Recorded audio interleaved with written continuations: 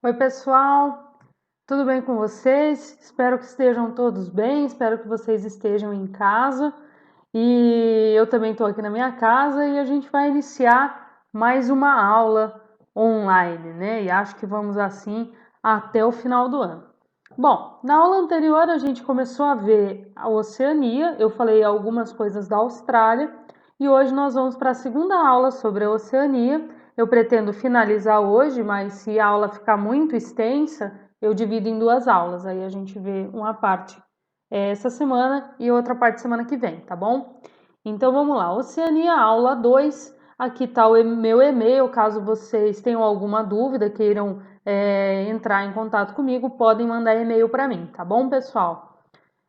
Eu vou continuar falando da Austrália, né? Que eu já comecei falando alguns aspectos, vou dar continuidade.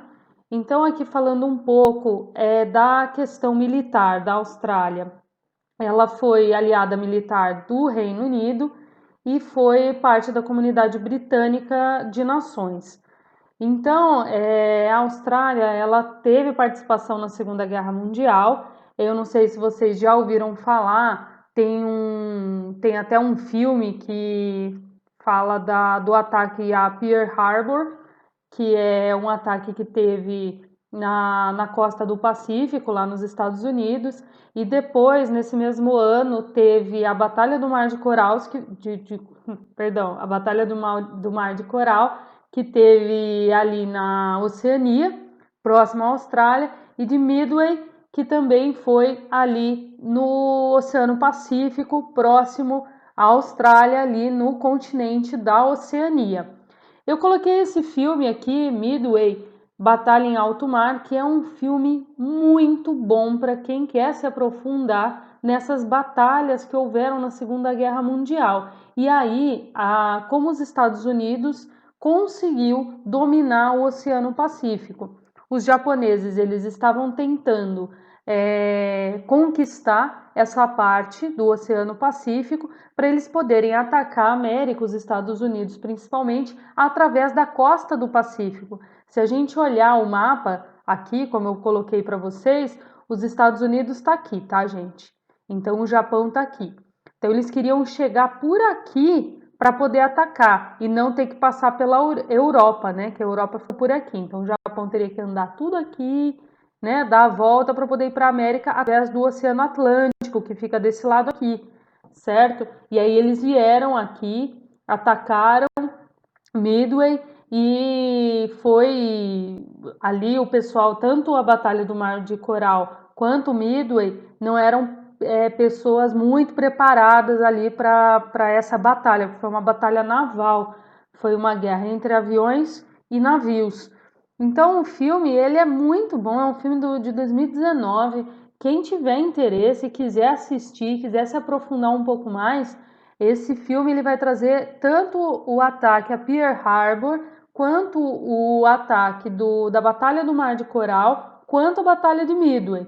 Então eu super aconselho, tá? Se a gente estivesse em sala de aula, com certeza nós assistiríamos esse filme. Além de ser um filme muito bom. Ele é um filme que conta uma história real, ele tem imagens assim muito interessantes da guerra, de explosões e etc. E conta a história de alguns personagens históricos, tanto do lado dos japoneses quanto do lado dos Estados Unidos e da Austrália lá. Por quê? A Austrália achava que o reino, por eles serem, né, parte da comunidade britânica, o Reino Unido ia mandar reforços. No fim das contas, não mandaram, eles sofreram um ataque e quem salvou foi os Estados Unidos. Então a Austrália ela ficou amiga dos Estados Unidos. E depois da Segunda Guerra Mundial, durante a Guerra Fria, a Austrália fechou com os Estados Unidos do lado do capitalismo. Eu sempre bato nessa tecla da Segunda Guerra Mundial e da Guerra Fria, porque ela vai pautar como o mundo vai ficar, como o mundo está hoje. Então, quando a gente falar como é que o mundo está organizado politicamente, economicamente, tudo isso é devido aos eventos que aconteceram na Segunda Guerra Mundial e durante a Guerra Fria, pós-Segunda Guerra Mundial, que vai até 1989. Isso é tudo o que aconteceu durante esse período, nós estamos vivendo a consequência deles agora. Então a Austrália, ela se aproxima dos Estados Unidos, ela fecha acordos com os Estados Unidos e os Estados Unidos também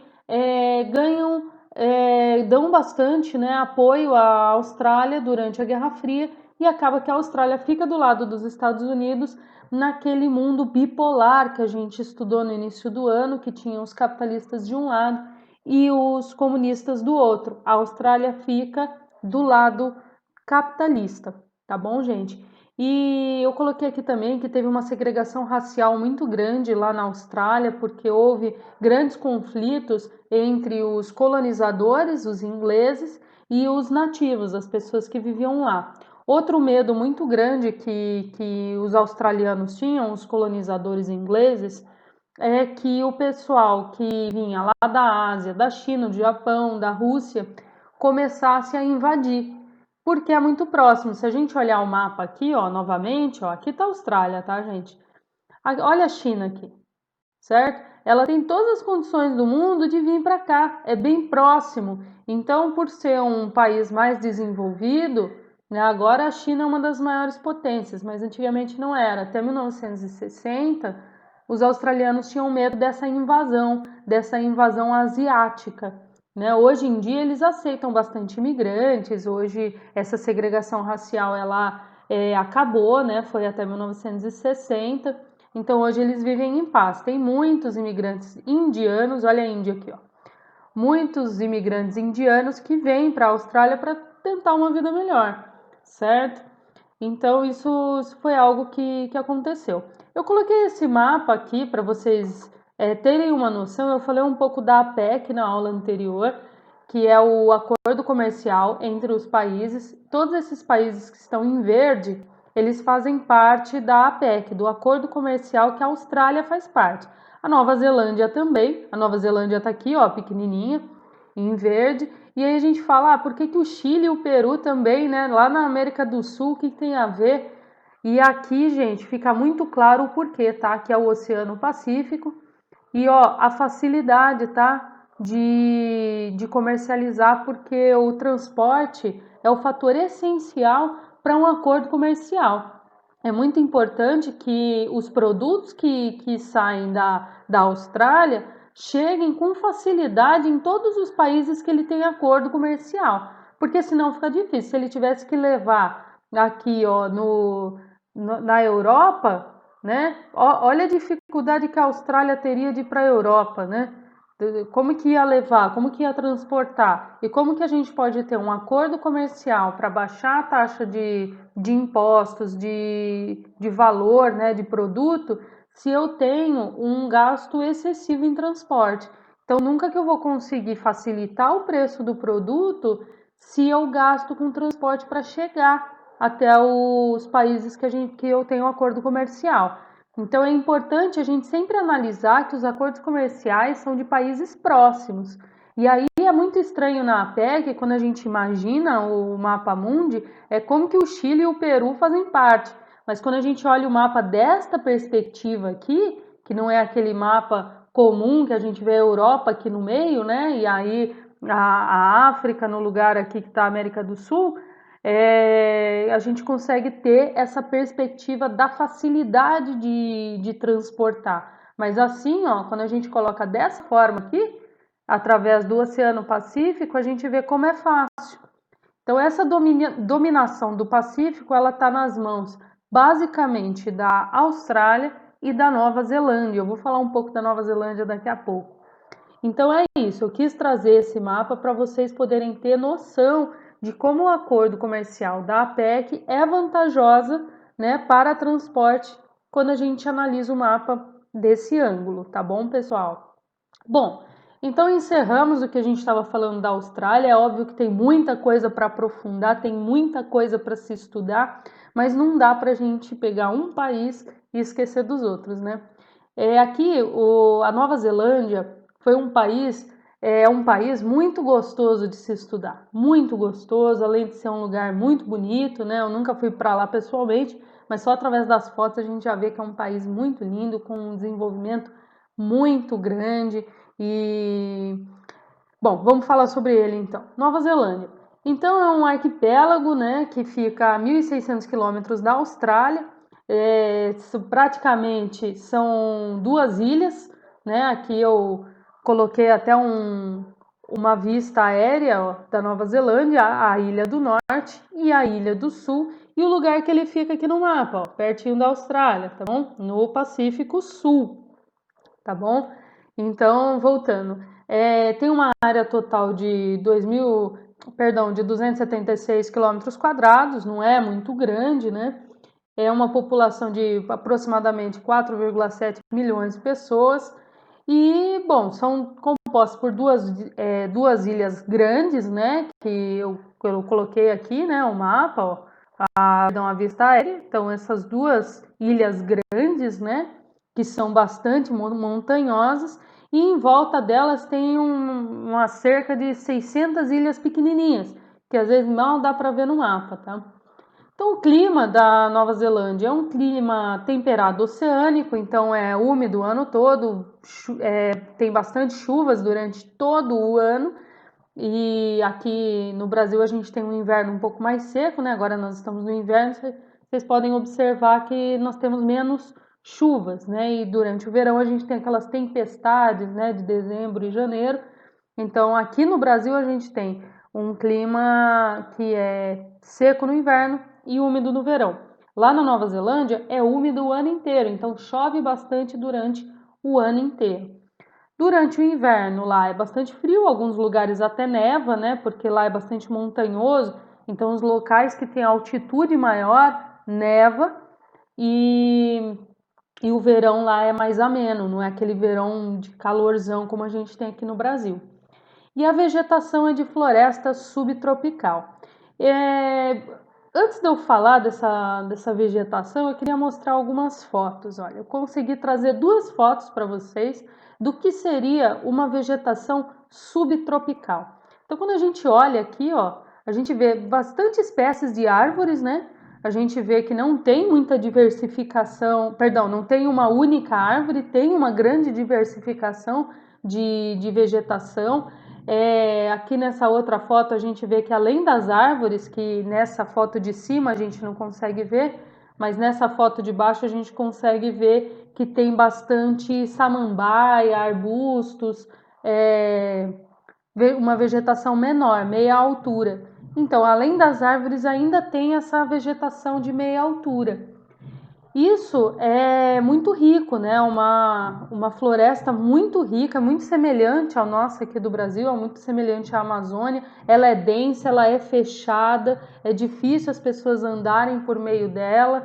Então, esse tipo de vegetação que é muito rico, né? A gente consegue ter bastante diversificação. É muito interessante, né? Essa que chama a floresta subtropical, tá bom, pessoal? Então, o clima também proporciona esse tipo de diversificação de vegetação. A gente nunca pode excluir que o clima não tem a ver com a vegetação. O clima tem tudo a ver, né? O clima que proporciona esse tipo de vegetação. Se a gente tivesse bastante neve no inverno, jamais que essas árvores iam durar, porque a neve ia cair, ia pesar, ia quebrar todos esses galhos aqui. Então, como não tem muita neve lá, é possível ter esse tipo de vegetação. Fora que a neve também mata muito, né? Assim como um clima muito árido, sem chuva, também não tem como ter uma vegetação diversa, né? Uma espécie só que sobrevive à seca, né? Então aqui na Nova Zelândia, a agricultura é até a base da economia. Mais para frente eu vou falar para vocês isso, porque tendo bastante chuva, tendo um clima, né, que não é nem muito calor, nem muito frio, é um clima ameno, ele proporciona que a agricultura seja bastante desenvolvida. Então vamos falar um pouquinho de história. Eu gosto muito de falar das perspectivas históricas. Aqui eu coloquei uma foto da população maori, né, que a gente chama de aborígenes, que são nativos da Nova Zelândia. Então, antes dele ser colonizado, e foi colonizado pela Inglaterra, antes de ser colonizado, quem vivia lá eram apenas os maoris, né? Eu acho que muita gente já ouviu falar da população maori, porque muita gente gosta daquela tatuagem no braço, né? Que até esse indivíduo aqui tá bastante tatuado, tal, e o pessoal gosta de fazer uns tribais maori, umas coisas assim no braço. E aí acabou se popularizando através dessas tatuagens. Mas aqui é um indivíduo maori, né? Que ele tá aí todo tatuado, eles eram bem tatuados no rosto. Eles são até hoje, né? Uma população que resiste, que vive ainda. Então, é uma população que resistiu muito à colonização, não aceitou ser colonizado pela Inglaterra, gerou muitos conflitos em relação a essa colonização no século XVIII. E aí, o que eles conseguiram? Eles conseguiram fazer alguns pactos, alguns tratados de proteção à população maori. Então, o que acontece? Essa organização dessa sociedade, né, uma sociedade muito rica em cultura. Eu vou postar aqui embaixo um link desse do Rodrigo Ruas. Ele tem um programa na Band, mas ele também coloca tudo lá no YouTube. E eu vou passar para vocês o link que ele tem um programa de turismo. E nesse programa ele visita o Museu Maori, então mostra todos os artigos, né, Maori, mostra um barco, uma embarcação que cabiam 100 pessoas dentro, né, uma canoa feita com uma árvore, uma única árvore, eles fazem uma canoa enorme, cabiam 100 pessoas lá e eles navegavam pelo Pacífico, tudo, eles chegaram até a colonizar o Havaí, que fica, deixa eu mostrar aqui no mapa, o Havaí fica lá perto dos Estados Unidos, aqui na costa do Pacífico Sul. Por aqui, eu não tô conseguindo enxergar direito, mas é por aqui, tá no Pacífico Norte, perdão. Hoje eu tô trocando as coisas, né? O Pacífico Norte, o Pacífico Sul é onde fica Nova Zelândia. O Havaí fica no Pacífico Norte, próximo aos Estados Unidos. E aí eles já colonizaram uma série de ilhas ali em volta da Oceania e chegando quase ali na América do Norte. Então eles andavam bastante em embarcações, em canoas e também é uma tribo guerreira, uma tribo de luta, de guerra, e por isso que eles resistiram tanto à colonização. Então como é que é a Nova Zelândia hoje? Depois dos tratados de política de proteção e tal.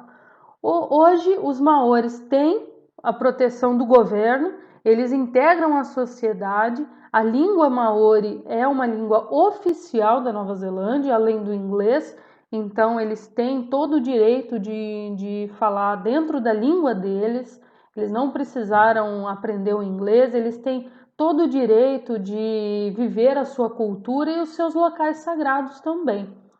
A Nova Zelândia conseguiu a independência em 1907 da Inglaterra, então ela já entrou o século XX independente, e vários países conseguiram a independência ali próximo, né? A Austrália também conseguiu, assim como vários outros países, várias outras colônias também conseguiram a independência.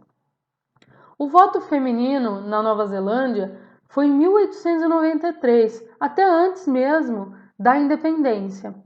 É muito interessante a gente pensar que o voto feminino, ele na Inglaterra demorou muito mais tempo.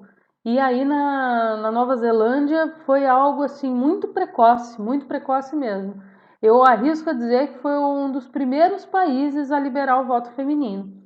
Isso já demonstra uma política democrática, né? Que eles já tinham um pensamento democrático. Então eles já queriam inserir todas as pessoas da sociedade dentro da política. Bom, os aspectos econômicos da Nova Zelândia. Então, a base da exportação é o setor primário. O que é o setor primário? É agricultura e pecuária. Então, como eu já tinha falado antes, o clima proporciona uma excelente variedade de vegetação e isso acaba sendo uma das bases da economia da Nova Zelândia. Então, eles conseguem exportar bastante trigo, agricultura no geral, um monte de artigos do setor primário e também a pecuária. Eles criam bastante ovelhas e um pouco menos, mas também de bovinos, né? De bois e vacas, enfim. Mas eles cultivam mais, né? A agricultura e as ovelhas, né? Eles dentro da pecuária é muito maior o número de ovelhas no país do que de boi. Eles são membros da APEC também, da TPP, como eu já tinha falado na aula anterior, e falei um pouco, né, nessa aula sobre a APEC, e falei da TPP na aula anterior. A Nova Zelândia também é membro. É o país que tem o 13º IDH do mundo, ou seja, Índice de Desenvolvimento Humano.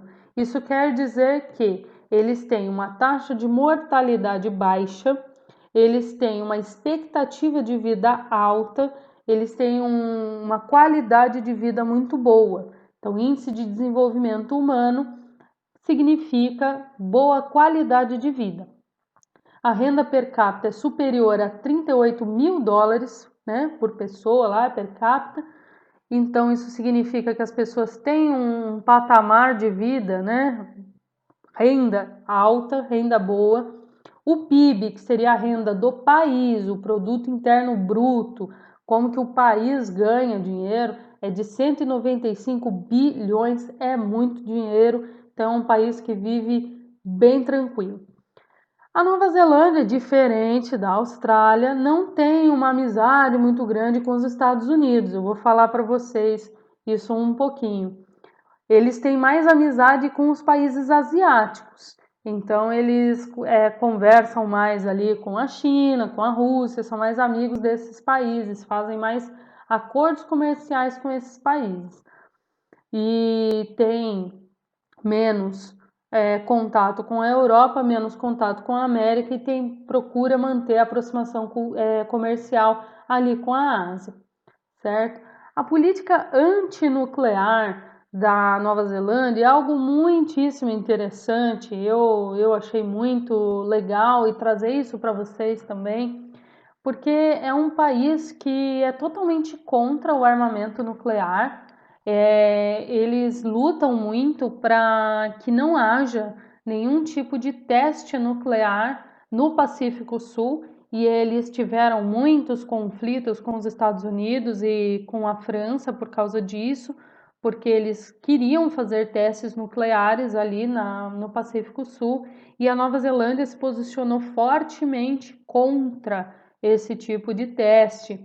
Então eles criaram tensões com a França, tensões com os Estados Unidos.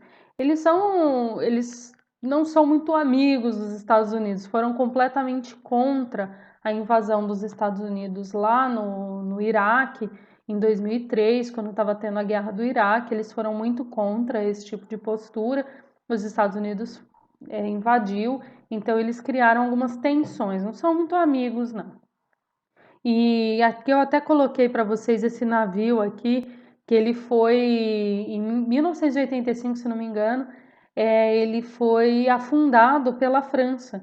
A França estava passando um navio que faz teste nuclear pelo Pacífico Sul, e esse navio, que é um navio de uma ONG contra o teste nuclear, estava lá protestando contra aquele navio, não fez nenhum tipo de ataque, mas estava protestando contra, e o navio francês foi lá e afundou eles, e aí isso daí gerou uma super tensão entre os dois países, e alguns protestos, né, contra os testes nucleares, e no fim das contas hoje é proibido fazer teste nuclear no Pacífico Sul. É algo que a Nova Zelândia lutou muito e conseguiu. Não há teste nuclear, e eles são a favor completamente de extinguir as armas nucleares, né? Porque uma arma nuclear, ela é muito nociva para a população. Quando a gente vai ver o que aconteceu com a população japonesa depois das 2 bombas nucleares que foi jogada lá em Hiroshima e Nagasaki,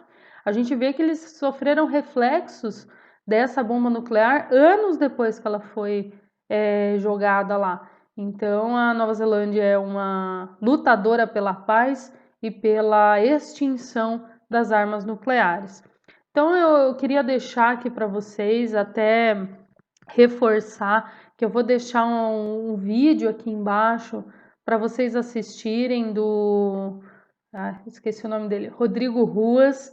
Vou deixar o vídeo do Rodrigo Ruas. Ele faz uma viagem turística pela Nova Zelândia e ele mostra bastante. Se vocês prestarem atenção, vocês vão ver a cultura maori muito presente nos vídeos. Ele vai até o Museu Maori, é muito, muito interessante, muito legal. Se vocês perceberem, vocês vão perceber a vegetação da Nova Zelândia, as praias. Ele vai numa praia que a areia é completamente preta porque ela é muito rica em ferro, tem muito ferro na areia, então ela é toda preta.